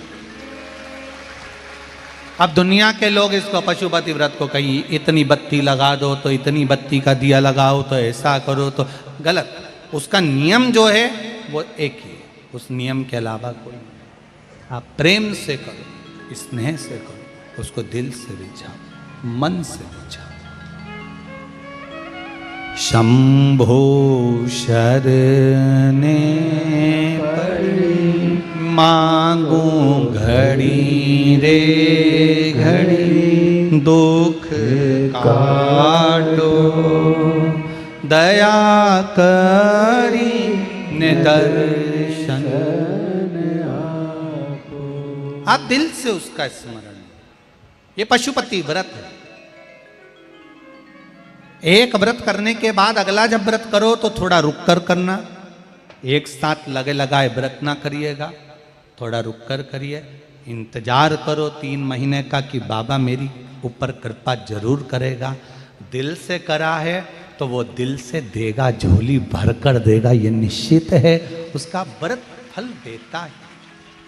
करना जरूरी नहीं है कि व्रत माताएं करेंगी, पुरुष कर सकता है, बच्चे कर सकते हैं, बूढ़े कर सकते हैं, बड़े कर सकते हैं, बेटा बेटी कर सकते हैं, नवयुवक बच्चे कर सकते हैं, पर दिल से करो उस पशुपति व्रत। कोई आपका दूसरा व्रत फंस गया है तो पशुपति व्रत को छोड़ दो। उस दिन आपका जो व्रत है, एकादशी हो, चतुर्थी हो, तीज हो, छठ हो, उसको कर लो। नवरात्रे फंस गए, नवरात्रे कर लो, उसके बाद कर लेना पशुपति। जितने व्रत रह जाए उस व्रत को बाद में। महाराज शिव कृपा, व्रत एक ही मंदिर में करना, जिस मंदिर में पहला व्रत करा है उसी मंदिर में 5 व्रत करना। ये नहीं कि हम मायके में 2 व्रत करके आ गए और तीसरा व्रत हमने ससुराल में कर लिया। नहीं, 2 व्रत करके मायके से आ गई हो तो 3 व्रत भी मायके जाके ही करना। अगली बार ऐसे जाना कि सोमवार बीच में फंस जाए और तुम 1 व्रत करके आ जाओ। मायके में अगर व्रत कर रही हो तो अपनी पूजन का सामान अपने ही रुपए का होना चाहिए, मायके के पैसे का नहीं चाहिए। कुंवारी होती और तुम मायके के सामान से पूजन करती, अगर कुंवारी होती तो तुम्हारा वो पूजन लगता, पर विवाह होने के बाद, गोत्र बदलने के बाद आप अपना पूजन का धन अपना खर्च करें। हम तो यहां तक कहते हैं मंदिर में भी अगर लोटा भरा हुआ रखा है, मंदिर में बाल्टी भरी रखी है, आप पहले अपना कुछ रुपया दान पेटी में डालकर फिर आप उस लोटे का प्रयोग करो। पीपल के पेड़ के नीचे पूजन करने गए, आंवले के पेड़ के नीचे पूजन करने गए, बड़ के पेड़ के नीचे पूजन करने गए, किसी की लगी लगाई थाली मिल गई, सामान मिल गया, उसके सामान में से आप मत चढ़ाइए। आपके पास जो सामग्री है आप उससे पूजन करें। अपने पड़ोसी से 1 रुपया भी मांगकर भगवान को मत दीजिए। जिस भगवान को देते हो उस भगवान को बुरा लगता है कि मेरे सामने खड़ी होकर हाथ पड़ोसी के आगे फैला रही है, तुम मुझसे मांग, मैं तुझे झोली भर कर दूं। कई माताओं की आदत रहती है, मंदिर में दर्शन करने जाती हैं, देना जी 10 रुपए दे, मैं अभी वहां पर दे दूंगी, मेरा पर्स अंदर रखा है गाड़ी में, मैं तुझे दे दूंगी। गाड़ी में रखा है ना, मत ले, दूसरी बार आना, दूसरी बार चढ़ा देना। भगवान से कह दे, भगवान मैं नहीं चढ़ा पाया, तो कृपा करेगा, वापिस दर्शन देने बुलाएगा, तब मैं चढ़ा दूंगा। हम आपसे भी कहते हैं, जो दान करने वाले हैं कुबेरेश्वर महादेव के लिए, मंदिर के लिए, या धर्मशाला बनाने में जो लोग निर्माण में दे रहे हैं, उनसे भी निवेदन है, आप कमरे में नाम आप लिखा रहे हो कि 1 कमरा हम बनवाएंगे धर्मशाला में, पर आप किसी से मांगकर मत बनवाना। आप भोलेनाथ जी से कहकर जाना कि मैंने कमरे के निर्माण का घोषणा करवाई है, मेरी झोली में 6 महीने में 8 महीने में इतना धन दे देना कि मैं वहां जाकर 1 कमरे का पैसा खुद जमा कर आऊं, ऐसी कृपा कर देना। नाम मैंने लिखाया है, तेरे बल पर लिखाया, कमरे का नाम मैंने नहीं लिखाया, तेरे बल पर लिखाया है कि तू देगा तब मैं पैसे जमा करने जाऊंगा। आजीवन भोजन भंडारे के जमा कर रही हूं, तेरे बल पर कर रही हूं, तू दे, मांग कर नहीं। किसी से 1 रुपया मांग कर ना तो पोथी पर चढ़ाओ, ना आरती में चढ़ाओ, ना कहीं दान में दो। वो दे तब दो, पहले शंकर जी का गुणगान तो करो, और अगर वो तुमको दे दे तब तुम कहना कि अब मेरा मन करता है कि मैं 50 रुपये, 100 रुपये, 5 रुपये, 2 रुपये, 1 रुपये मैं सत्कर्म में लगाऊं, क्योंकि अब मेरे बाबा ने मेरा हाथ पकड़ लिया है, अब मुझे देना चालू कर दिया, तब लगेगा दान का आना। जरूरी नहीं।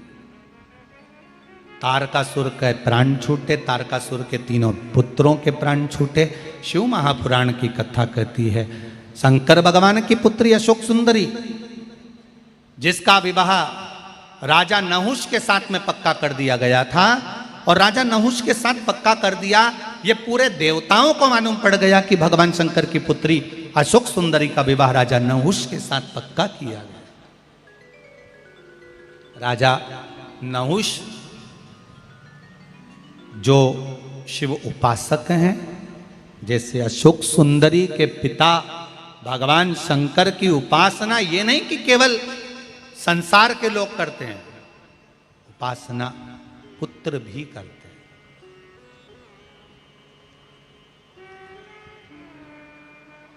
आज के जो बच्चे हैं, इनको शंकर भगवान के बच्चों से सीख लेना चाहिए। आज के बेटे ससुराल वाले आते हैं, आज के बेटे सास ससुर आते हैं, तो लड़कों के मुंह पर स्माइल आ जाता है, इतने खुश होकर बात करते हैं और अपने बूढ़े माँ बाप से जब भी बात करेंगे तो चिढ़कर बात करते हैं। तुम्हारे ससुराल वालों से तुमने इतनी प्रसन्नता से बात करी तो माँ बाप से बात करने में क्या दिक्कत है? क्यों? किस लिए?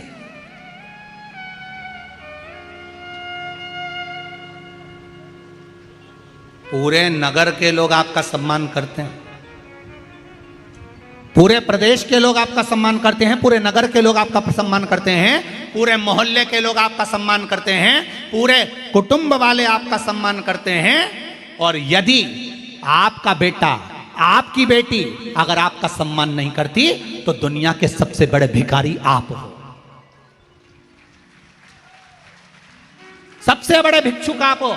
आपने दुनिया के आगे अपनी वैल्यू बना ली, दुनिया के आगे आपने अपना सम्मान बना लिया, पर अपनी औलाद, अपने पुत्र, अपनी पुत्री आपका सम्मान नहीं कर पाई। जब भी बोलते हैं चिढ़कर बोलते हैं, इसमें पुत्र और पुत्री की गलती नहीं है, इसमें गलती है आपकी परवरिश की कि आपने संस्कार नहीं दे पाए, आप ज्ञान नहीं दे पाए। आप भी अपने माँ बाप से चिढ़कर बोलते थे, इसलिए आपकी औलाद भी आपसे चिढ़कर बोलती है। आप हमेशा अपने माता पिता से चिल्लाकर बात करते थे तो आपकी औलाद भी आपसे चिल्लाकर बात करती है। आप हमेशा चिल्लाकर बोलते हो, इसलिए आपकी औलाद भी आपको चिल्लाकर बोलती है। आप कभी मंदिर नहीं जाते तो आपकी औलाद भी कभी मंदिर नहीं जाती। आप किसी के आगे झुकना पसंद नहीं करते तो आपकी औलाद आपके सामने झुकना पसंद नहीं करती। अगर दुनिया आपका सम्मान कर रही और आपकी औलाद आपका सम्मान नहीं कर रही तो दुनिया के सबसे बड़े गरीब व्यक्ति आप हो, सबसे बड़े भिखारी व्यक्ति आप हो। अपने बच्चों को धन दो मत दो, अपने बच्चों को वैभव दो मत दो, अपने बच्चों को प्रॉपर्टी दो मत दो, पर अपने बच्चों को संस्कार जरूर दो जिससे आपकी जिंदगी सार्थक। अपने बच्चों को संस्कार दीजिए जिससे आपका जीवन सार्थक हो। आप अपने लिए क्या कर रहे हो?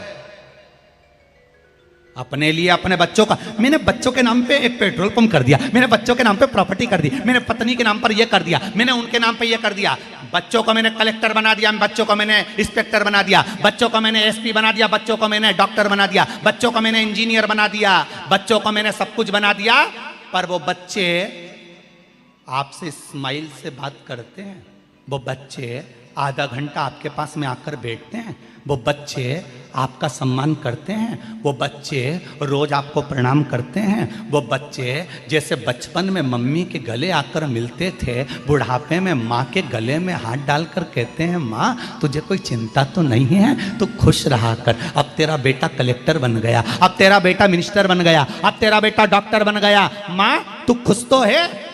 जो बच्चे इस तरह से अपने माँ बाप से व्यवहार करते हैं तो समझ लेना तुमने कुछ कमाया कि नहीं कमाया, पर संस्कार तो कमा लिए, संस्कार कमा लिए।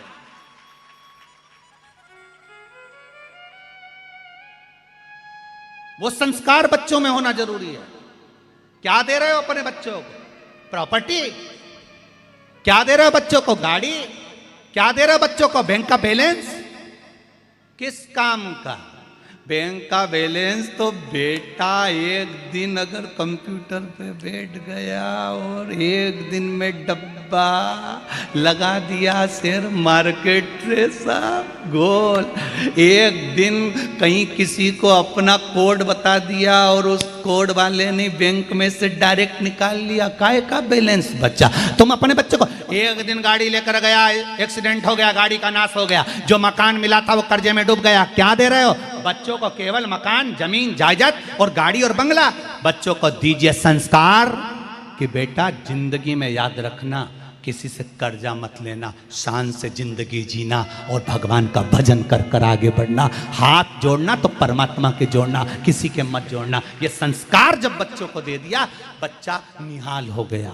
इसलिए करें अपने बच्चों के हाथ में एक लोटा जल पकड़ाओ और कहो मंदिर तक जा।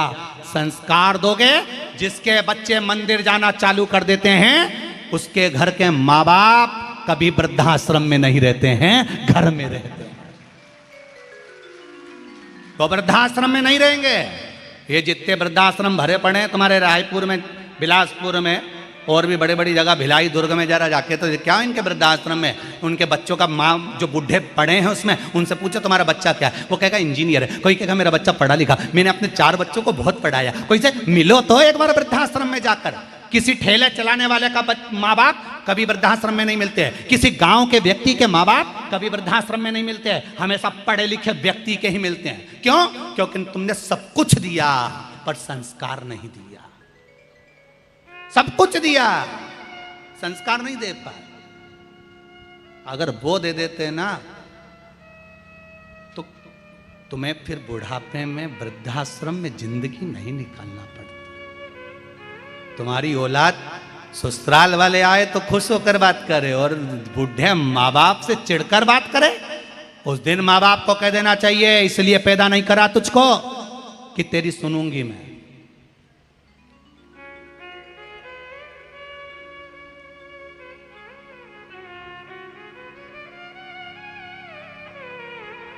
इसलिए पैदा नहीं करा। एक बात याद रखो, बचपन में तुम्हारी गोदड़ी बिगड़ेगी तो मां धो देगी। अरे बोलो तो री जीजियो, सही है कि गलत है?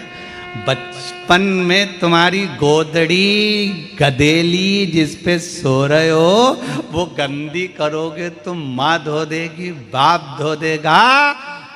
पर बड़े होकर अगर अपनी कर्मों के कारण तुम्हारा जीवन नाश करोगे तो ये कोई नहीं धोएगा, अपनी गोदड़ी अपने को ही धोना दादा, अपने कर्म का भोग अपने को ही भोगना, दूसरा नहीं भोग सकता।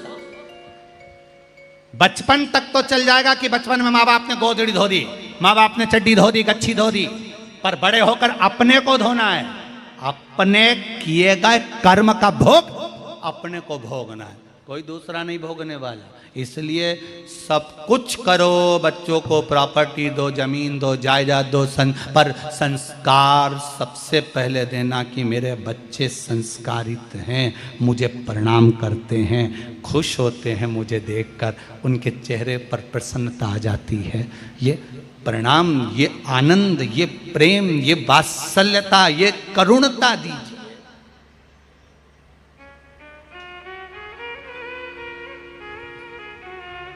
देव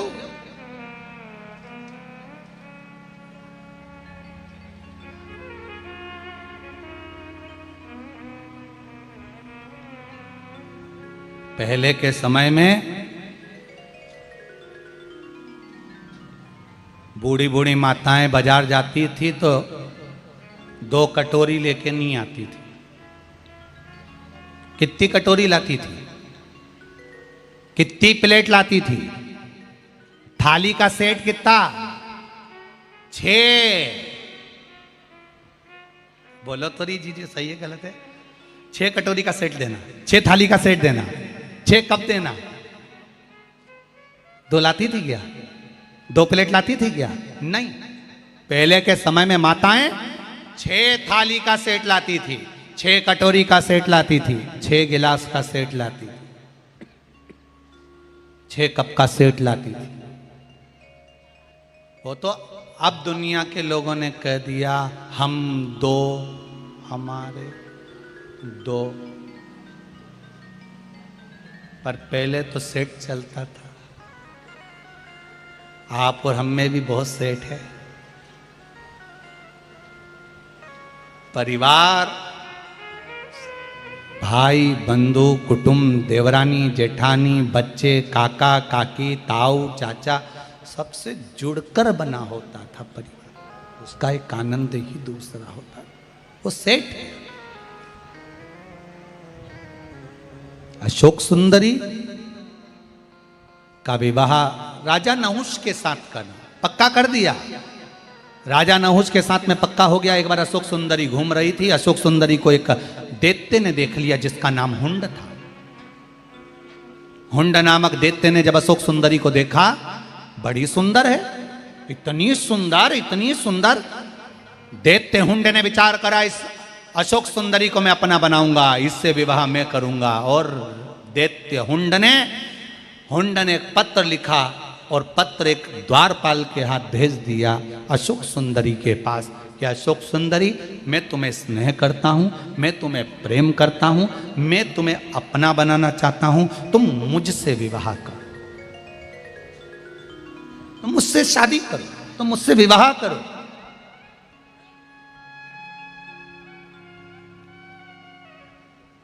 अशोक सुंदरी ने पत्र का जवाब लिखकर दिया, मेरे माता पिता जिस वर से, जिस लड़के से मेरी शादी करेंगे, मैं उससे अपना विवाह करूंगी, मैं अपनी मर्जी से विवाह नहीं कर सकती,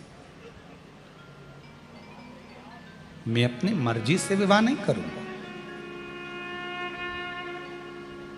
कितनी सुंदर बात अशोक सुंदरी के मंगल विवाह में लिखी है कि अशोक सुंदरी कह रही है, जिस माँ बाप ने मुझे पाल पोस कर बड़ा करा, जिस माँ बाप ने मुझे पढ़ने के लिए भेजा, जिस माँ बाप ने मुझे कपड़े पहनाए, जिस माँ बाप ने मुझे गोदी में खिलाया, उस माता पिता के दामन को मैं लांछन लगाकर नहीं जा सकती। मैं हुंड तेर से विवाह नहीं कर सकती, मेरे माता पिता जिससे विवाह करेंगे मैं उससे करूंगी। ये दम चाहिए बेटियों को, ये बल चाहिए बेटियों को। भटकाने वाले बहुत मिलेंगे। आप जब अच्छी पढ़ाई करने लगोगे, अच्छे पद पर पहुंच जाओगे, अच्छी विद्याध्ययन की और अच्छे कॉलेज, अच्छे स्कूल की ओर चले जाओगे, मिलेंगे बहुत हुंड जैसे दैत्य, हुंड जैसे राक्षस, जो अशोक सुंदरी को भी भटकाने के लिए आए थे, तो आपको भी भटकाने आएंगे, क्योंकि आप भी किसी माता पिता की अशोक सुंदरी हो, आप भी किसी माता पिता की बेटी हो, आएंगे। पर आप भी अशोक सुंदरी जैसा जवाब देना, मैं आपसे बात करूं ठीक है, मैं घूमूं ठीक है, मैं पढ़ाई करूं आपके साथ ठीक है, पर विवाह मेरे माँ बाप के बताए बिना नहीं कर सकती, और मेरे माँ बाप जहां करेंगे मैं वहां करूंगी।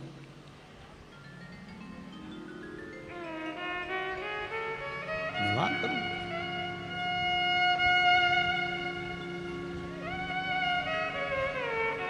अब हुंड ने देखा कि ये ऐसे मानने वाली नहीं है, तो हुंड ने पता करा कि ये अशोक सुंदरी का विवाह पक्का किससे हुआ। मालूम पड़ा राजा नहुस से। हुंड ने कहा, राजा नहुस को गिरफ्तार कर लो, पकड़ लो, कैद में रख दो, इसको उठा ले जाओ, किसी को मालूम ना पड़े कि राजा नहुस कहां गया। हुंड राजा नहुस को पकड़ने के लिए गया, उसको उठाने के लिए गया, तो राजा नहुस के यहाँ पर हुंड दैत्य की सेविका, एक दासी जो शंकर जी के मंदिर में सेवा करने जाती थी, उसी शंकर जी के मंदिर में राजा नहुस सेवा करता था। तो उस दासी ने, जो हुंड राक्षस की दासी थी, उसने कहा, राजा नहुस, आज तुम्हारा किडनैप होने वाला है, आज तुम्हें पकड़ने वाले हैं, आज तुम्हें उठा कर ले जाएंगे, आज तुम्हें ओझल कर दिया जाएगा।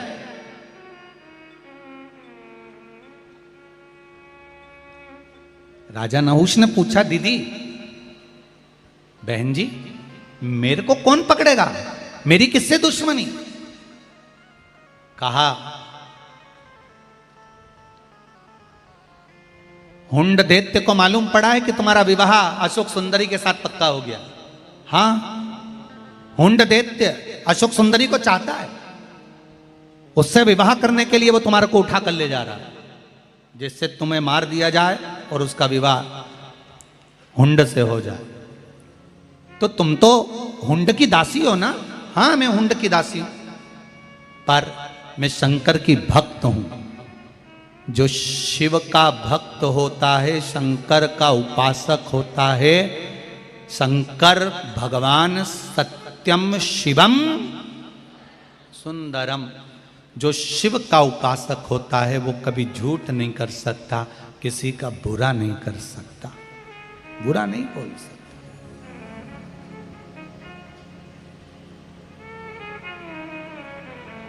एक बात कहूं छत्तीसगढ़ की,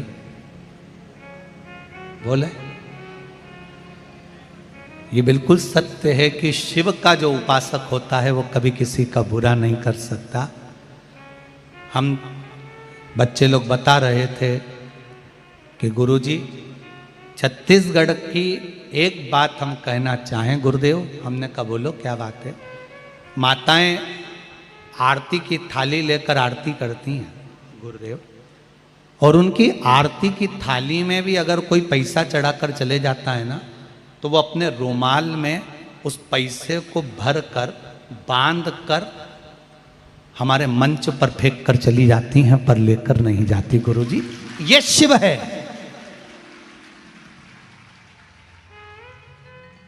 आज के जमाने में तो लोग कथा होए और इतनी बड़ी होए तो लोग सोचते हैं कि व्यापार कैसे करना है, कमाना कैसे, कितनों को लूटना है, कितनों के गले में से चेन, कितनों के गले में से मंगलसूत्र, कितनों की जेब में से पर्स, कितनों के मोबाइल, कितनों का सामान, कितनों की गाड़ी, कितनों का सामान लेकर जाना है, ये सोच कर आता है आज का व्यक्ति। पर मैं धन्यवाद देता हूं छत्तीसगढ़ की इस धरा को जिसमें इतने अच्छे संस्कार शिव भक्ति के हैं। मैं धन्यवाद देता हूं आपको और आपके विश्वास को कि शंकर की कथा में बैठे हो और ये आप जानते हो कि सत्यम शिवम सुंदरम। कहीं पर भी छल कर लेना, कहीं पर भी बेईमानी कर लेना, कहीं पर भी कपट कर लेना, कहीं पर भी झूठ बोल लेना, कितना भी बेईमानी कर लेना कहीं पर भी, पर शंकर की कथा में, शंकर के मंदिर में, शंकर के ओटले पर, शिव कथा में करी गई बेईमानी, छल कपट जिंदगी भर रुलाता है, समरने नहीं देता। ये समझना चाहिए व्यक्ति, और समझना रोए। पर धन्यवाद, सबले बढ़िया हमारा छत्तीसगढ़ का लोग जो है, छत्तीसगढ़िया सबले बढ़िया। विश्वास के प्रति धन्यवाद दूं।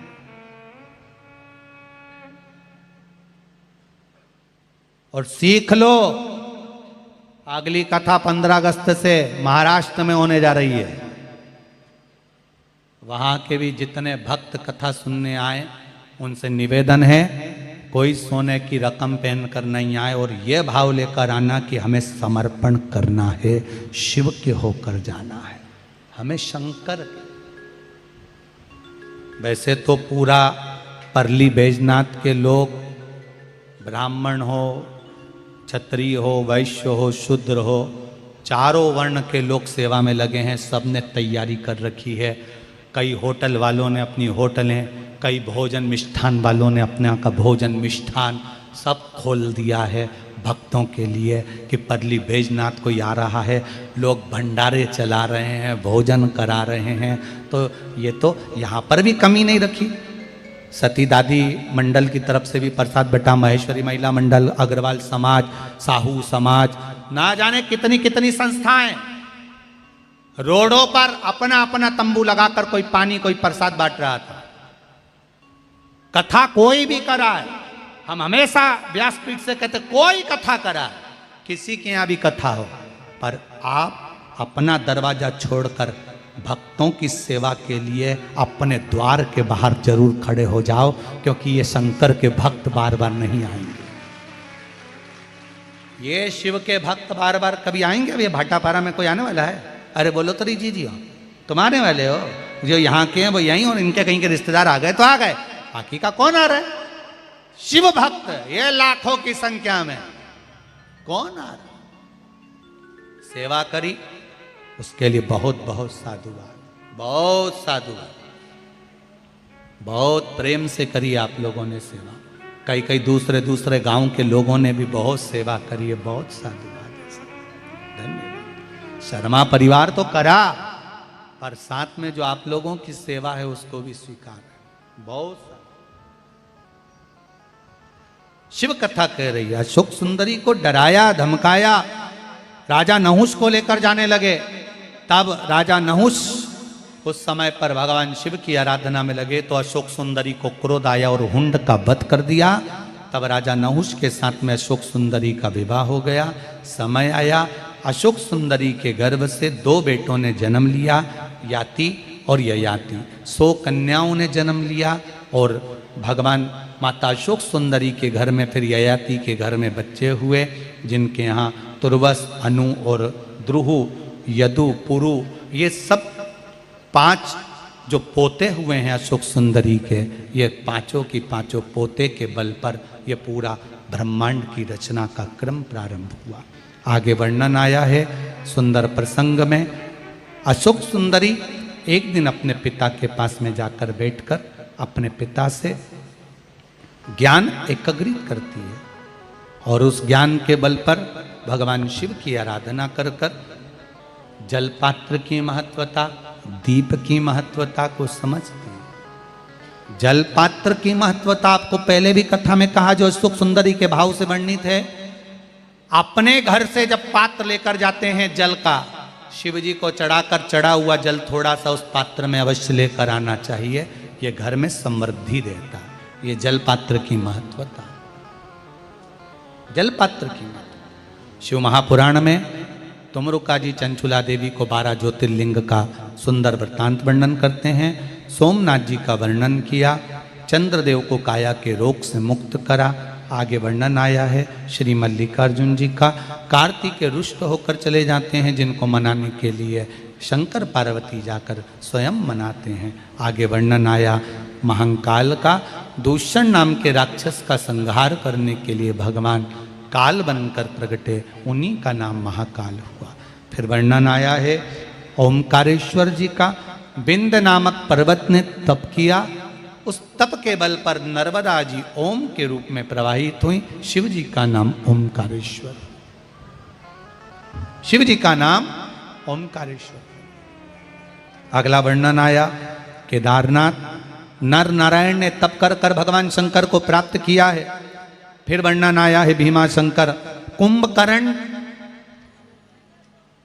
की धर्म पत्नी करकटी के पुत्र भीम ने सारे देवालय तोड़वा दिए थे, शंकर भगवान ने आकर भीम का संहार करा, शिव जी का नाम भीमा शंकर।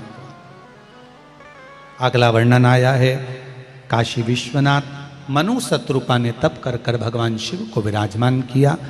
गौतम बाबा पर गौ हत्या का दोष लगा तो भगवान ब्रह्मा विष्णु महेश यहाँ लिंग के रूप में विराजमान हुए, त्र्यंबकेश्वर नाम पड़ा। अगला वर्णन वैद्यनाथ जी का, रावण को लघु शंका लगने पर भगवान शिव को भूमि पर रखा, उठे नहीं तो बाबा वहां विराजमान हुए, वैद्यनाथ के रूप में विराजित होते। अगला वर्णन नागेश्वर, दारुक नाम के राक्षस का संहार भगवान ने नागेश्वर बनकर करा। फिर वर्णन आया है रामेश्वर का, राम जी महाराज लंका पर चढ़ाई करने से पहले, सेतु बांधने से पहले शिव जी की आराधना करते हैं। शंकर भगवान की स्थापना करी, भगवान रामेश्वरम के रूप में विराजमान। देखिए शंकर भगवान की आराधना केवल संसार का मनुष्य नहीं कर रहा है, शिव जी की आराधना स्वयं राम और कृष्ण भी कर रहे हैं। शिव जी की आराधना जनक और दशरथ जी ने भी करी। शिव जी की आराधना परशुराम भगवान ने भी करी तो दत्त ने भी करी है। शिव जी की आराधना ऐसी कोई सती, ऐसी कोई नारी, ऐसा कोई संसार में जन्म लेने वाला पुरुष नहीं जिसने ना करी हो। शिव की आराधना में सब तल्लीन।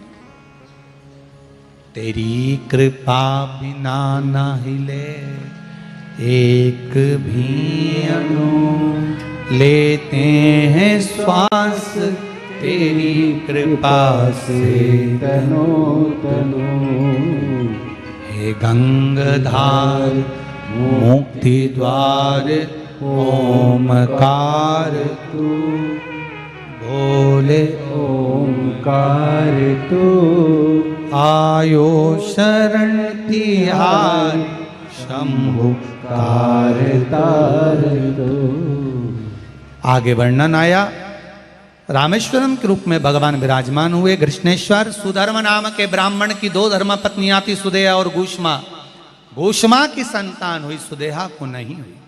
घूष्मा ने अपनी औलाद सुदेहा को दे दी। सुदेहा ने पाल पोस कर बड़ा कर कर उसका विवाह कर दिया। बहू को मालूम पड़ा मेरी असली सास घूष्मा है, तो सुदेहा को पूछना बंद कर।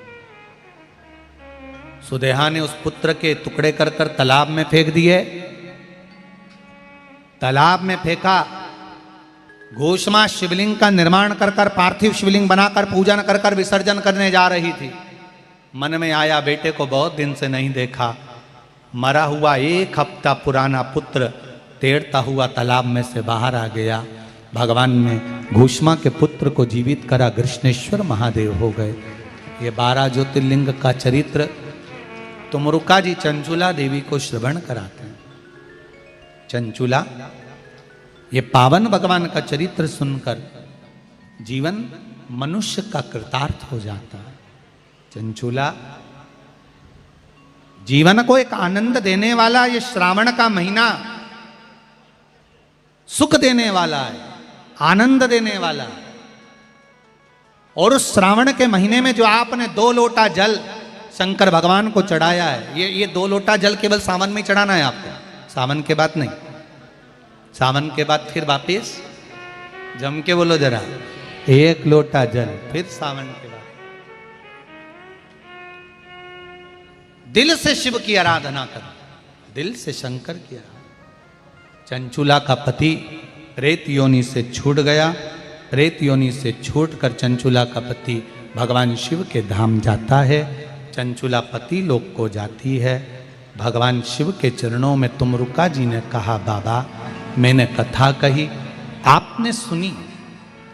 शिव महापुराण का कोई जजमान है तो शंकर और पार्वती है। शर्मा परिवार शिव महापुराण के यजमान बनकर विराजमान हुए हैं, तो ये शिव और पार्वती का ही एक स्वरूप, शंकर और पार्वती का एक स्वरूप विराजमान है कि इन्होंने कथा का रसास्वादन कराया। महाराज तुमरुका जी ने कहा, बाबा संपूर्ण विश्व के कल्याण के लिए, शिव महापुराण के लिए कुछ शब्द। शंकर भगवान ने कहा, सुनो तुमरुका जी, मृत्यु लोक में अकाल मृत्यु को हरने वाला, संपूर्ण दुख का नाश करने वाला, कष्ट को मिटाने वाला, संपदा वैभव देने वाला, ये शिव महापुराण की कथा हो। तुमरुका जी, जो नारी पुरुष बेटा बेटी इस शिव महापुराण की कथा को दिल से सुनेगा, उसकी कामना मैं स्वयं उसके हृदय में बैठकर पूर्ण कर दूंगा। ये शिव का 6 दिन तक शिव महापुराण की पोथी पर चढ़ी हुई बेलपत्र औषधि का कार्य करेगी। 7वें दिवस की बेलपत्र विराम की कुबेर का भंडार भरने वाली होगी। भगवान अपने मस्तक की बेलपत्र उतार कर पोथी को समर्पित कर देते हैं। शंकर भगवान की पोथी पर समर्पित कर कर देव अधिदेव महादेव उस पोथी को अपने हृदय में समाहित कर लेते हैं। तुमरुका जी ने जय जय घोष करी है। भाव भक्ति के साथ तुमरुका जी भगवान से कहते हैं, भोलेनाथ, चंचुला देवी बेधव्य होकर शिव महापुराण की कथा को करवाकर अपने पति के लोक को जाती है। सौभाग्यवती नारियां इस पावन कथा को श्रवण कर कर अखंड सौभाग्य धारण करती हैं। कुंवारी बेटियां, कुंवारे पुत्र इस कथा को सुनकर आनंद पूर्वक सुख को भोगते हैं। जो जिस कामना से इस पावन शिव महापुराण की कथा को सुनेगा, कराएगा, करेगा, उसके जीवन का एक आनंद वो पाएगा। मैं बहुत बहुत साधुवाद इस शर्मा परिवार को देता हूँ, भाटापारा वालों, आप लोगों को, आए हुए अतिथियों को, सबको देखता हूँ। आस्था चैनल के श्रोता भाई बहन, फेसबुक यूट्यूब के भाई बहन जो इस पावन कथा को श्रवण कर रहे हैं, उन सभी को नमन करते हुए बाबा से विनती करता हूँ, बाबा सबका कल्याण करे, सर्वे भवन्तु सुखी, सबकी झोलियाँ खुशियों से भरी है बाबा। शर्मा परिवार ने बड़े आनंद के साथ अश्विनी जी, भाभी जी और उनके पूरा भाई बहन कुटुंब परिवार, माता पिता चाचा चाची कुटुंब सब ने मिलकर इस कथा का रसास्वादन किया है। इन्हीं के परिवार में विधायक जी शर्मा जी, क्या नाम है उनका, जीवन जी, शिवरतन जी शर्मा जी, जो हमें तो नहीं लगा कि ये विधायक हैं, क्योंकि सेवा में लगे रहे। विधायक होते ना तो एक कुर्सी पर बैठकर आदेश देते, तुम ये करो, तुम वो करो, तुम ऐसा करो। पर हमने देखा कभी ये सामने तख्त पे चढ़ जाते हैं, कभी टेबल पर खड़े हो जाते हैं, कभी कोई काम करने लगते हैं, ऐसा लगता है। शिवरतन जी कहाँ हैं? जरा आओ, जरा इधर, एक शाल दो, जरा एक शाल दो।